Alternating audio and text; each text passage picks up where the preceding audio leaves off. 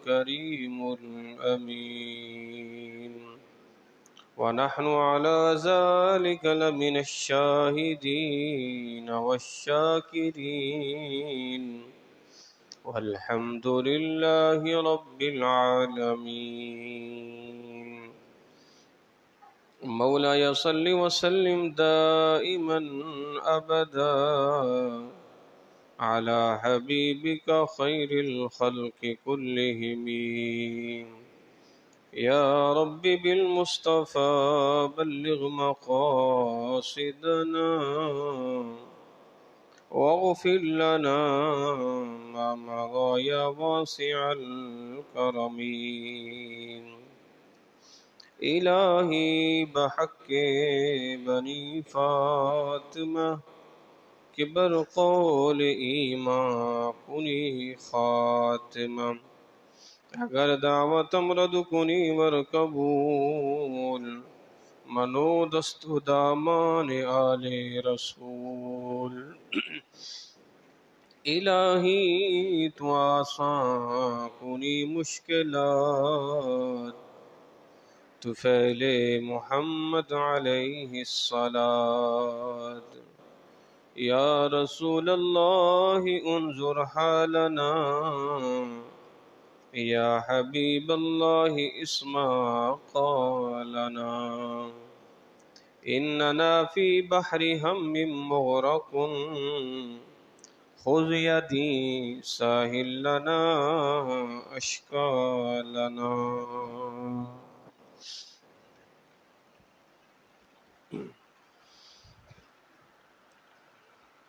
مدینے کی بہاروں سے سکون قلب ملتا ہے،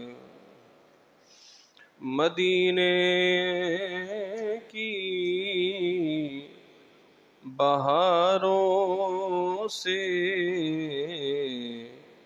سکون قلب ملتا ہے، اسی کے لال زاروں سے سکون قلب ملتا ہے.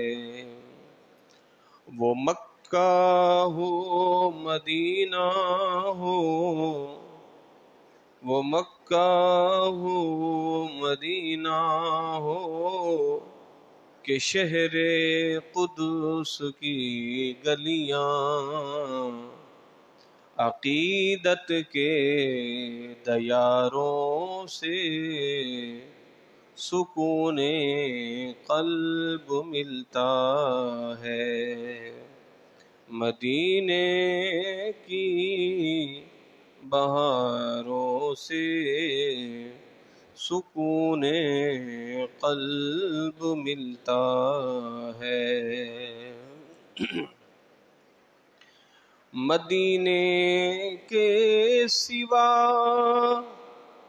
جائیں تو ہم جائیں کہاں آقا،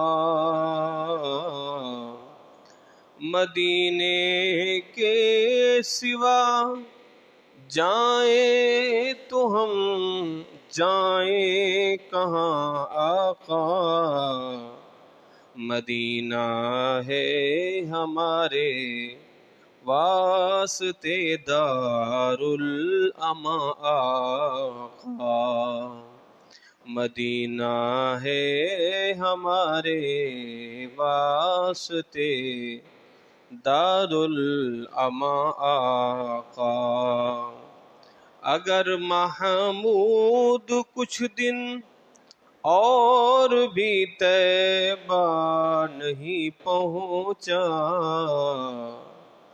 اگر محمود کچھ دن اور بھی طیبہ نہیں پہنچا، دکھائے گی سما کیا آپ سے یہ دوریاں آقا، دکھائے گی سما کیا آپ سے یہ دوریاں آقا، مدینے کے سوا جائیں تو ہم جائیں کہاں آقا، مدینے کے سوا جائیں تو ہم جائیں کہاں آقا، سیر گلشن کون دیکھے دشت طیبہ چھوڑ کر، سیر گلشن کون دیکھے دشت طیبہ چھوڑ کر،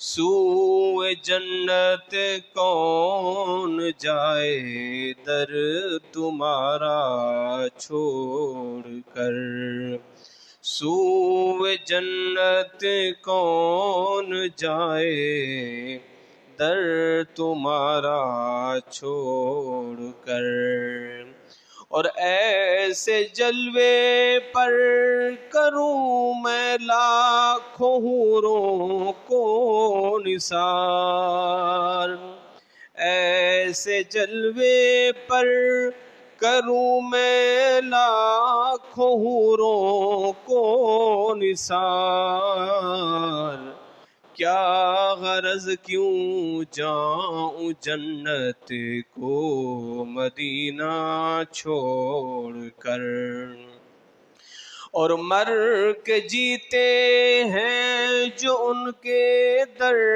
پہ جاتے ہیں حسن، مر کے جیتے ہیں جو ان کے در پہ جاتے ہیں حسن، جی کے مرتے ہیں جو آتے ہیں مدینہ چھوڑ کر، جی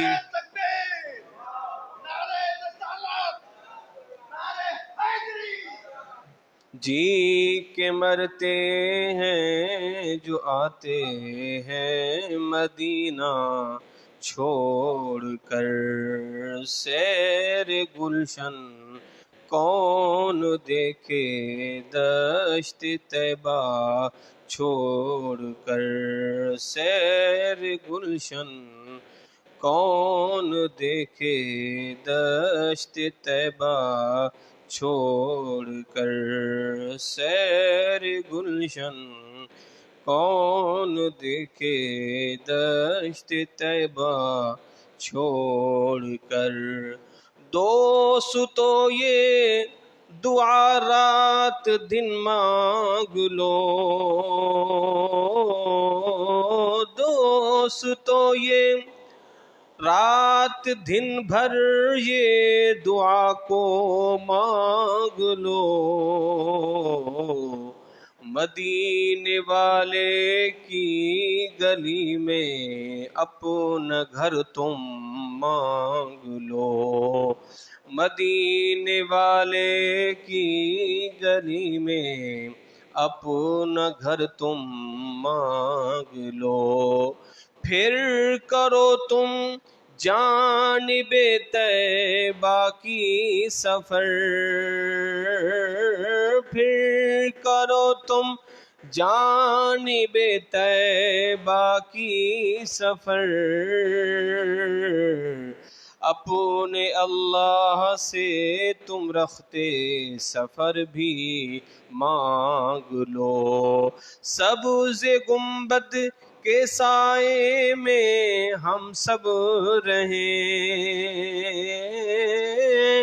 سبز گنبد کے سائے میں ہم سب رہیں، یہ دعا مل کے اے اہل نظر تم مانگ لو، یہ دعا مل کہ تم اہل نظر مانگ لو، سوئے طیبہ کون جائے دشت طیبہ چھوڑ کر۔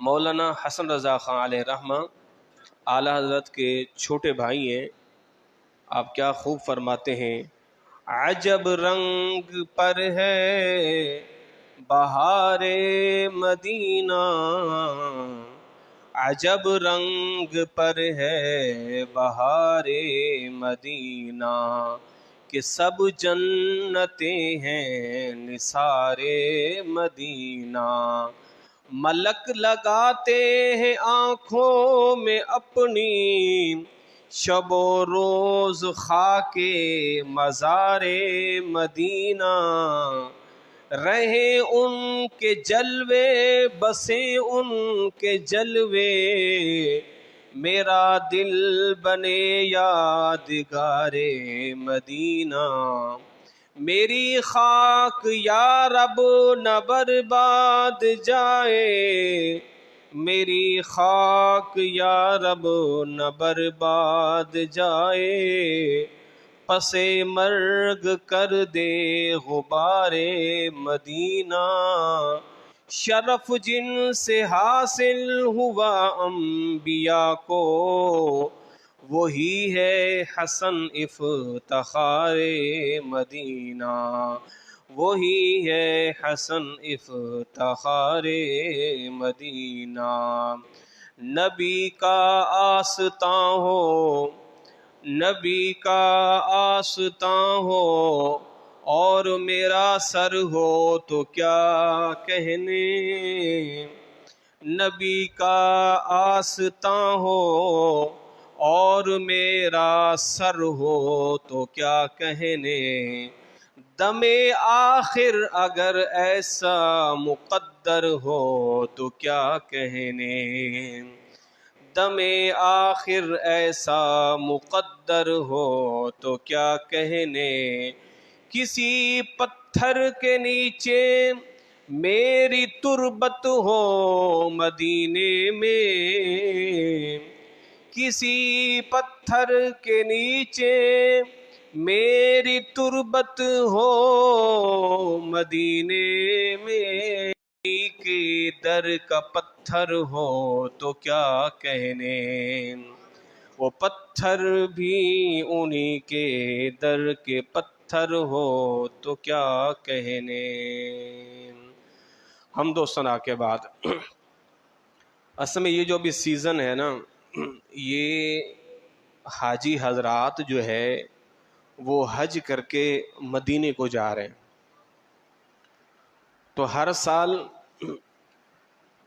عید کے بعد کا جو دوسرا خطبہ ہوتا ہے ہم مدینے کے حوالے سے پڑھاتے ہیں، اس لیے کہ اب ہمارے ایک استاذ محترم ہیں، وہ حج پر گئے ہوئے ہیں، تو پرسوں میری ان سے بات ہوئی تو وہ بھی مدینے میں تھے، تو اب جو ہے وہ قافلے جو حاجیوں کے تھے وہ یہاں سے مدینے جا رہے ہیں، اور بعض مدینے سے پاکستان، اور پھر بعض مدینے سے دوبارہ مکے سے پھر جو ہے وہ پاکستان تشریف لا رہے ہیں۔ تو یہ جو اس وقت دور ہے یہ حاجیوں کا دور ہے، اور ایک رپورٹ کے مطابق آیا تھا کہ اس سال جو ہے وہ کم و بیش 18 سے 19 لاکھ لوگوں نے حج کیا ہے۔ یہ تو وہ تعداد ہے، مگر بعض لوگ کہتے ہیں کہ یہ تعداد وہ ہے کہ جو سعودی حکومت کم بتاتی ہے، اس کی وجہ یہ ہے کہ ظاہر معاملات کو سمیٹنا، ان کو دیکھنا بڑا مشکل کام ہوتا ہے، اس سے بھی زیادہ تعداد نے جو ہے وہ حج کیا ہے۔ تو اللہ تبارک و تعالی محبوب علیہ السلام کے صدقے و توفیل اللہ مجھ سمیت آپ تمام کو آنے والے سال حج کی سعادت عطا فرمائے۔ مدینہ منورہ روئے زمین کا وہ شہر ہے کہ کسی شہر کے اتنے نام اس روئے زمین پر نہیں ہیں کہ جتنے نام مدینے کے ہیں، اور مدینہ وہ شہر ہے کہ جس کی محبت میں، جس کی جدائی میں دنیا کے اندر سب سے زیادہ زبانوں میں اگر کسی شہر کے قصیدے لکھے گئے ہیں تو وہ مدینہ ہے۔ کسی شہر پر اتنے قصیدے، کسی شہر کی اتنی تعریف نہیں کی گئی کہ جتنی مدینے کے اوپر قصیدے لکھے گئے، مدینے کی ایک ایک چیز کو بیان کیا گیا ہے۔ اور پھر پیارے مصطفیٰ علیہ السلام کی ہجرت گاہ بھی ہے، حضور کی آرام گاہ بھی ہے، اور اللہ اکبر، مدینہ آپ علیہ السلام کو اس قدر محبوب تھا کہ جب سرکار کی سواری مدینے کے قریب پہنچتی تھی تو حضور اپنی سواری کو تیز کر دیتے تھے۔ اس کو میں آپ کو آسان لفظ میں یوں سمجھاؤں گا، کبھی شاید آپ نے سفر کیا ہو یا نہ کیا ہو، یہ چیز ہم پر بھی بیتی ہے اور ہمارے جو مدرسے کے طلباء ہیں یہ ان پر بھی ہے کہ جب بچے ہمارے جاتے ہیں نا، جب ہم بھی جاتے تھے اپنے گاؤں 6 ماہ بعد، 8 ماہ بعد، سال بعد، تو سفر میں ہیں تو ہیں، اب جیسے گاڑی سے نیچے اترے، جیسے اپنی بستی کی عمارتیں یا اپنی بستی کے دور و دیوار، اس کے درخت نظر آتی ہیں نا، تو ایک شخص جو جا رہا ہوتا ہے اس کے اندر ایک عجب کیفیت پیدا ہو جاتی ہے۔ اب اس کا دل پتہ ہے کیا کرتا ہے کہ وہ جلدی سے دوڑے، تیز تیز اپنے سفروں کو۔ اور بعض تو ہم نے ایسے بچوں کو دیکھا کہ وہ دوڑ دوڑ کے، یعنی پہلے سفر تھا تو بس نارمل تھا، اب جیسے اپنا ملک، اپنی بستی، اپنا شہر، تو آپ پر بھی یہ بیتے کہ کبھی آپ لمبا سفر کریں، بیرون ملک جائیں، پھر آپ اپنے اورنگی ٹاؤن کو لوٹ کر آئیں، تو فطرتی طور پر آپ کے اندر آپ کے شہر کی محبت ہوگی، آپ کے بس جلدی سے نا گھر کو پہنچ جاؤ۔ تو پیارے مصطفیٰ علیہ السلام جب حضور کسی غزوے میں جاتے نا، اور سرکار علیہ السلام کی جب سواری مدینے کے بالکل قریب پہنچتی تو حضور اپنی سواری کو تیز کر دیتے تاکہ میں جلد سے جلد مدینے میں پہنچ جاؤں۔ اور پھر مدینہ منورہ میں آپ علیہ السلام کے قلب مبارک کو سکون ملتا تھا۔ اور پھر دیکھیں یہاں تک کہ صحابہ کرام علیہم رضوان نے ایک موقع پر اپنے چہرے سے جو مدینے کی گرد تھی نا، مٹی، اس کو صاف کر رہے تھے، تو حضور نے فرمایا کہ اس کو صاف نہیں کرو، اس لیے کہ اللہ تعالی نے مدینے کی خاک میں بھی شفا رکھی ہے۔ جب سرکار تشریف لائے تھے نا ہجرت کر کے مدینہ طیبہ، تو صحابہ کرام کے یہاں اولاد نہیں ہو رہی تھی، تو وہ جو یہود تھے نا مدینے میں رہنے والے، یا اہل مکہ جو مشرک تھے، انہوں نے کہا دیکھو یہ لوگ ہجرت کر کے تو چلے گئے، مگر مدینہ تو نام بعد میں تھا، پہلے نام تھا یثرب، اور یثرب کا معنی ہے وہ جگہ کہ جو آفتوں کی، بلاؤں کی، مصیبتوں کی جگہ ہو، بیماریوں کی جگہ ہو۔ تو لوگوں نے کہا دیکھو اب ان مسلمانوں کو وہ جگہ راس نہیں آ رہی، کوئی بیمار ہو رہا ہے، کیونکہ صحابہ جب آئے مدینے میں تو بہت سے صحابہ بیمار ہو گئے، کسی کے ہاں اولاد نہیں ہوئی، تو کہا دیکھو ان کے ہاں تو مسلمانوں کے اولاد بھی نہیں ہو رہی، ان کو وہ جگہ راس ہی نہیں آ رہی، طرح طرح کی باتیں کی۔ تو پھر پیارے مصطفیٰ علیہ السلام نے اللہ کی بارگاہ میں دعا کی، اے اللہ تو اس کے ذروں میں بھی خاک شفا عطا فرما دے۔ پھر حضور کی دعا اللہ نے قبول فرمائی، حضور نے فرمایا اب اس کا نام یثرب نہیں، اب اس کا نام مدینہ طیبہ، اصل نام جو ہے نا وہ ہے طیبہ۔ مدینہ کا معنی ہے شہر، سارے شہروں کو مدینہ کہا جا سکتا ہے، مگر اس کا نام ہے مدینۃ المنورہ، مدینہ طیبہ، زاد اللہ شرفا و تعظیما۔ بزرگ اتنا نام لیتے بڑا، اللہ اس مدینے کی بزرگی میں، اس کی شان میں تو مزید اضافہ فرمائے جا، زاد اللہ شرفا و تعظیما، اے اللہ اضافہ کیے جا۔ تو مدینہ طیبہ یعنی مقدس شہر، پاکیزہ شہر۔ تو حضور نے صحابہ سے فرمایا کہ گرد کو صاف نہیں کرو۔ اور پھر حضور جب صحابہ کو دم کرتے تھے نا، تو حضور کے دم کا طریقہ یہ ہوتا تھا کہ حضور اپنی انگلی پہ تھوک لگاتے، اپنا لعاب، اس کو لگانے کے بعد پھر حضور مدینے کی مٹی میں لگاتے، پھر حضور اس لعاب پہ لگی مٹی کو اپنے کسی صحابی کے جسم پر پھوڑا، پھنسی زخم ہوتا، پھر حضور اس کے ارد گرد یوں اپنی انگلی کو گھماتے، اور حضور فرماتے اے اللہ تو نے ہماری مٹی میں جو پاکی اور برکت عطا فرمائی ہے، میرے غلام کو بھی شفا عطا فرما۔ تو فرمائے کہ اللہ نے مدینے کی خاک میں شفا رکھی ہے. تو فرمایا کہ میرے غلاموں چہروں سے گرد کو صاف نہ کرو. اللہ اکبر کبیرہ. اور صحابہ کرام فرماتے جب سرکار غزوہ تبوک سے لوٹے نا تو گرد اڑی تو صحابہ نے اپنے ناک کو ڈھانپ لیا تو حضور نے فرمایا ناک سے کپڑا ہٹاؤ. اس ذات کی قسم جس کے قبضے قدرت میں میری جان ہے, مدینے کی خاک میں ہر بیماری کی شفا ہے. مدینے کی خاک میں ہر بیماری کی شفا ہے. اللہ اکبر کبیرہ. اور پھر میرے مصطفیٰ نے فرمایا جب کوئی مسلمان زیارت کی نیت سے مدینہ منورہ آتا ہے تو فرشتے رحمت کے تحفوں سے اس کا استقبال کرتے ہیں, رحمت کے تحفوں سے اس کا استقبال کرتے ہیں. اور پھر حضور السلام نے مدینے میں مرنے کی ترغیب دی ہے کہ موت تو آنی ہے, مگر حضور نے صحابہ سے کیا فرمایا کہ جس سے ہو سکے وہ مدینے میں مرے, جس سے ہو سکے وہ مدینے میں مرے. تو یہی وجہ ہے کہ صحابہ کرام علیہم رضوان, جناب فاروق اعظم, جناب امام مالک جیسے بڑے بڑے اجلہ صحابہ, تابعین, تبع تابعین, وہ مدینے میں مرنے کی دعائیں کرتے تھے. جناب فاروق اعظم رضی اللہ تعالیٰ عنہ کی دعا بڑی زبردست تھی. اللہم ارزقنی شہادتاً فی سبیلک وجعل موتی فی بلد رسولک.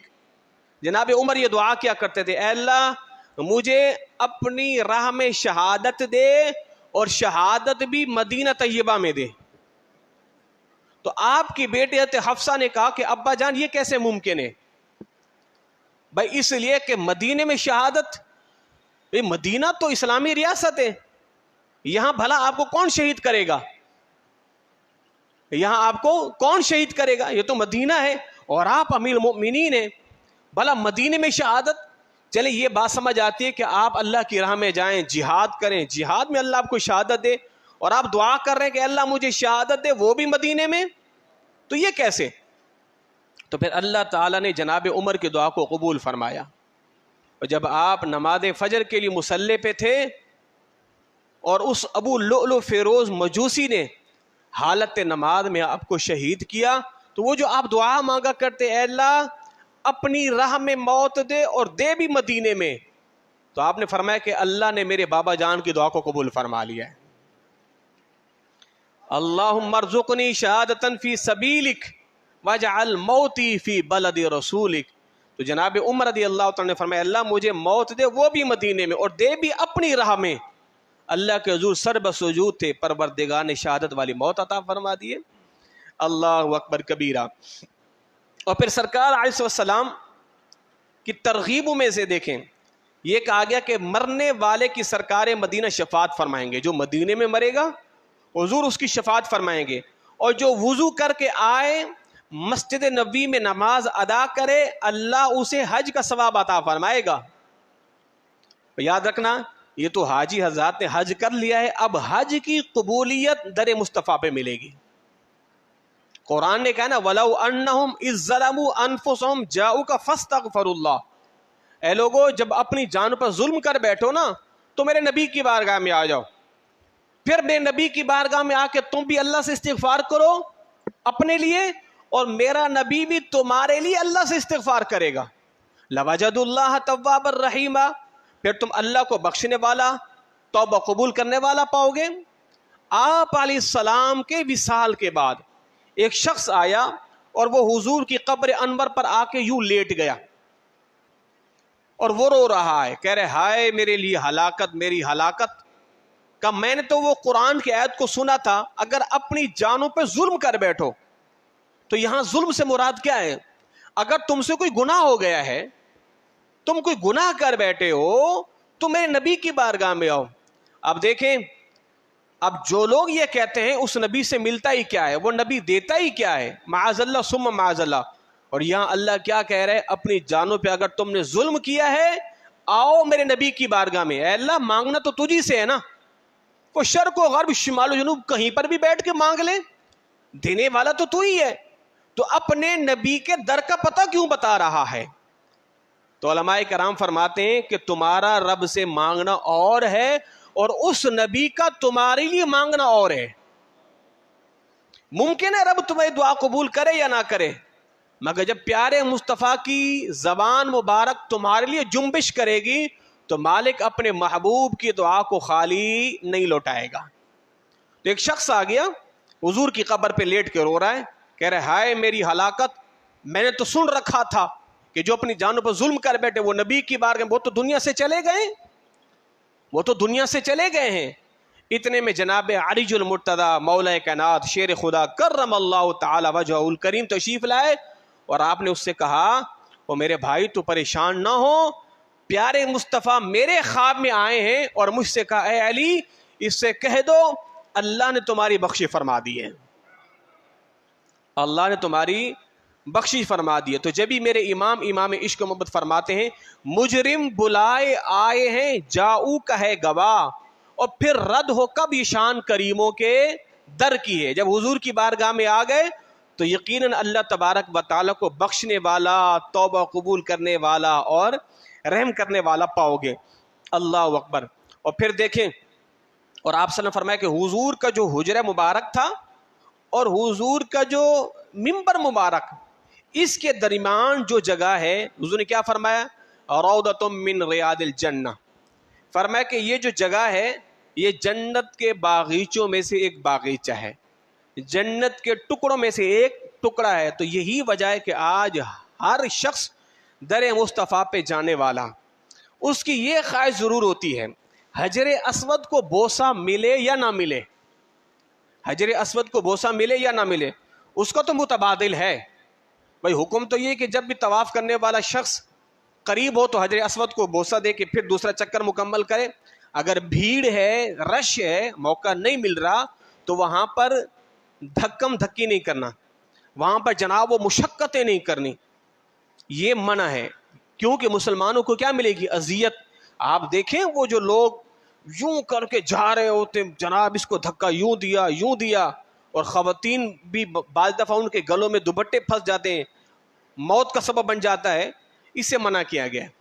نہیں موقع مل رہا تو کوئی حرج نہیں ہے، پھر کیا کرو، وہاں جب دور سے گزرو حجر اسود کو استلام کر لو، بس یوں کر کے چلو۔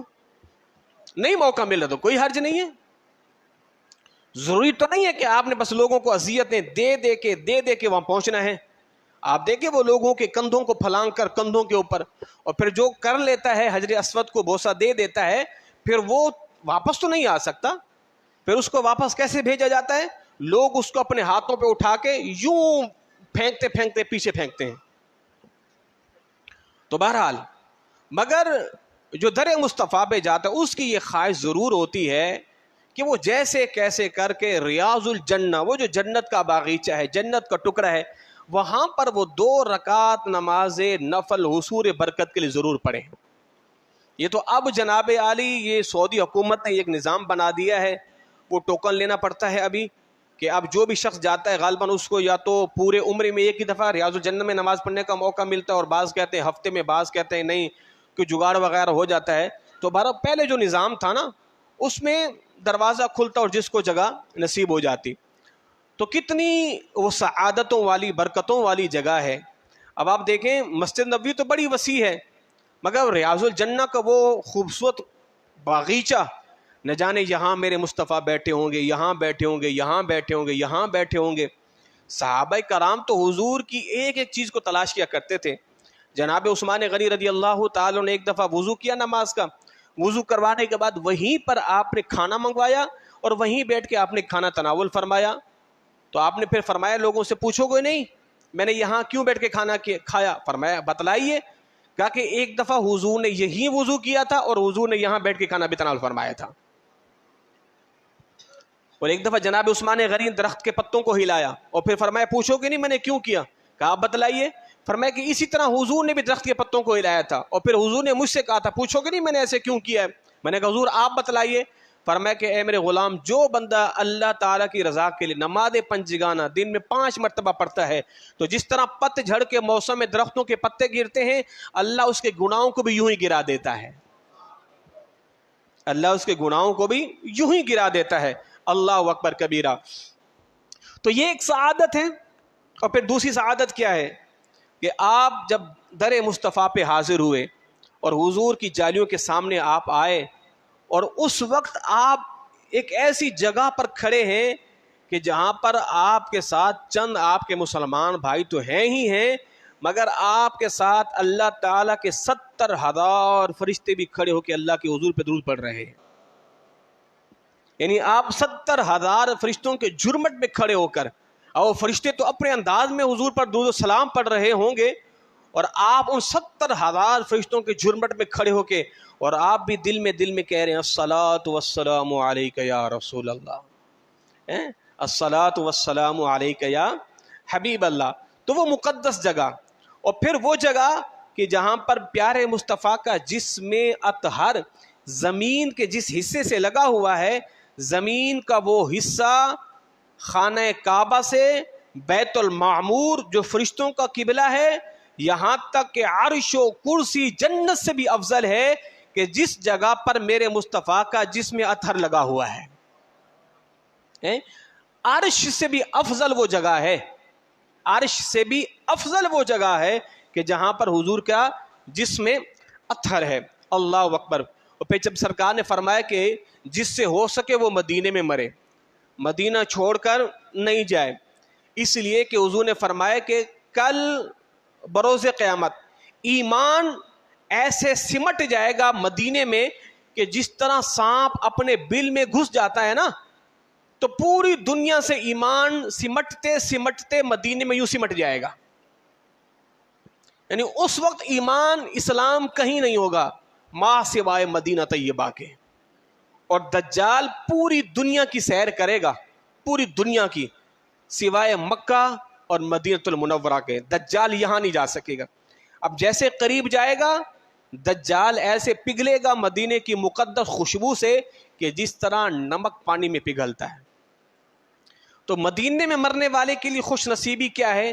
دو خوش نصیبیاں ہیں۔ ایک تو جنت البقیع سرکار کے بالکل قدموں میں۔ آج ہر شخص کو قبرستان سے وحشت ہوتی ہے، قبر سے بھی وحشت ہوتی ہے، ہر بندہ قبر سے ڈرتا ہے، قبر کی تاریکی سے ڈرتا ہے، اور اس تپتی دھوپ میں اگر آپ 2 گز کی 2.5 گز کی زمین کے ٹکڑے میں کسی کو دفن کریں تو جناب آپ سے تو قبر کے اوپر نہیں کھڑا ہوا جا سکتا، تو آپ تصور کریں جس کو اندر لٹا کر آنے اس پر کیا بیت رہی ہوگی، ہے جی، اس پر کیا بیت رہی ہوگی۔ مگر جنت البقیع وہ مقدس جگہ ہے کہ جس کے لیے بندہ ہر وقت دعا کرتا ہے، اللہ قبر دے تو جنت البقیع میں عطا فرما دے، کہ جہاں پر ایک نہیں 10,000 صحابہ کرام کی قبریں ہیں، 10,000 صحابہ کرام، کہ جہاں جنت البقیع کے سردار حضرت سیدنا عثمان غنی بھی جلوہ افروز ہیں،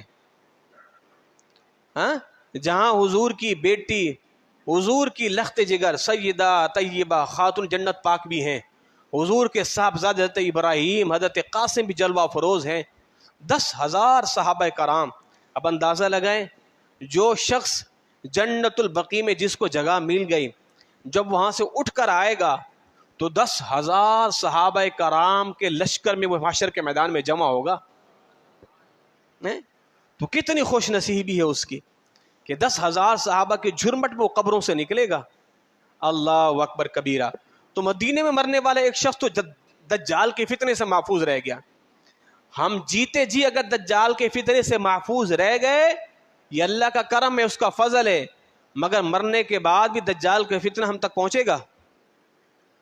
ہاں، جبھی حضور نے فرمایا کہ ہر نبی نے اپنی امت کو دجال کے فتنے سے ڈرایا ہے، ہر نبی نے، جبکہ دجال نے آنا حضور علیہ السلام کے ختم نبوت کے آخر میں، یعنی حضور کے بعد تو کسی نبی نے نہیں آنا، یہ دجال نے آنا اس دور میں، مگر ہر نبی نے ڈرایا ہے اپنی امت کو دجال سے۔ تو دجال کا فتنہ زندوں کے لیے بھی ہے، مردوں کے لیے بھی ہے۔ مردوں کے لیے کیسے کہ دجال قبروں سے لوگوں کو کھڑا کرے گا، اور پھر ان قبروں سے مردوں کو کھڑا کر کے کہے گا بتاؤ میں تمہارا رب ہوں کہ نہیں ہوں، اور نشانی کے طور پر کیا کرے گا، ایک طرف سبزہ ہوگا ایک طرف آگ ہوگی، جس کو جو چاہے گا سزائیں دے گا، جس کو جو چاہے گا وہ انعامات دے گا۔ اللہ اکبر کبیرہ۔ جو مومن ہوگا جب اس کو قبر سے اٹھائے گا دجال تو مومن اس کو پہچان لے گا، اس لیے کہ اس کے ماتھے کے اوپر کافارا کافر لکھا ہوگا، وہ پہچان جائے گا۔ تو مومن کہے گا تو دجال ہے، تو کافر ہے، اور تیرے متعلق میرے مصطفیٰ نے صدیوں پہلے ارشاد فرما دیا تھا، تو مومن کو تو پہچان ہو جائے گی۔ تو گویا کہ یہ دعا بھی لازم کریں کہ جائیں یہاں سے ایمان کی حالت میں۔ اللہ نہ کرے اگر کوئی شخص ایمان کی حالت سے نہ گیا تو پھر وہ دجال کے فتنے سے محفوظ بھی نہیں رہے گا۔ دجال کے فتنے سے وہی محفوظ رہے گا جو حالت ایمان میں ایمان کی سلامتی کے ساتھ جائے گا۔ اللہ اکبر کبیرہ۔ تو سب سے بڑی خوش نصیبی اس کی یہ بھی ہے۔ اور پھر میرے مصطفیٰ نے ارشاد فرمایا کہ قیامت کے دن جب محشر کے میدان میں سارے لوگ جمع ہوں گے، اور پھر حضور نے فرمایا کہ سب سے پہلے میں اپنی قبر سے نکلوں گا، میرے ساتھ ابو بکر بھی ہوں گے، عمر بھی ہوں گے، اور پھر اہل بقیع، جنت البقیع والوں کا ہم انتظار کریں گے، وہ بھی آئیں گے، پھر جنت المعلی والے خانہ کعبہ کے قبرستان میں جو مدفون ہوں گے وہ بھی آئیں گے، اور پھر سرکار فرماتے ہیں پھر اب یہاں سے ہم بالترتیب لشکر کی صورت میں محشر کے میدان میں جمع ہوں گے۔ تو اندازہ لگائیں کتنے خوش نصیب وہ مسلمان ہوں گے کہ جو حضور کے پیچھے پیچھے محشر کے میدان میں جمع ہوں گے۔ اور مولانا حسن رضا خان نے بڑی زبردست شعر کہا ہے کہ ڈھونڈا ہی کرے صدر قیامت کے سپاہی، ڈھونڈا ہی کرے صدر قیامت کے سپاہی، وہ کس کو ملے دامن میں جو تیرے چھپا ہو۔ جو حضور کے دامن میں چھپا چھپا محشر کے میدان میں جمع ہوگا وہ کس کو ملے گا؟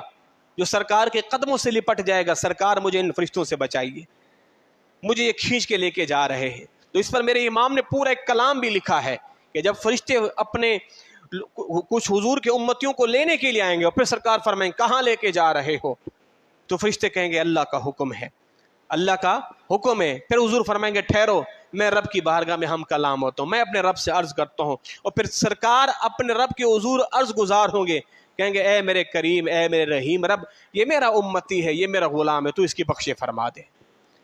تو حضور کے دامن سے چھپے چھپے محشر کے میدان میں جو جمع ہوں، اور جو محشر کے میدان میں حضور کے دامن سے وابستہ ہو جائیں، تو ان کی خوش نصیبوں کا کیا کہنا۔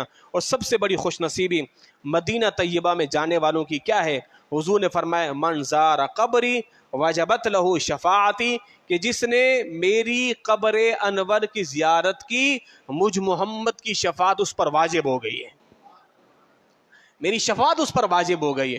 تو گویا کہ جس پر حضور کی شفاعت واجب ہو گئی اس کے لیے کئی خوش نصیبیاں ہیں۔ ایک خوش نصیبی تو اس کی یہ ہے کہ اللہ اسے ایمان بھی موت پر دے گا، اللہ اسے ایمان بھی، بھئی ظاہر ہے جو ایمان کے ساتھ جائے گا تبھی تو سرکار شفاعت فرمائیں گے نا، حالت ایمان کے ساتھ جائے گا تبھی سرکار کی شفاعت کا مستحق ہوگا۔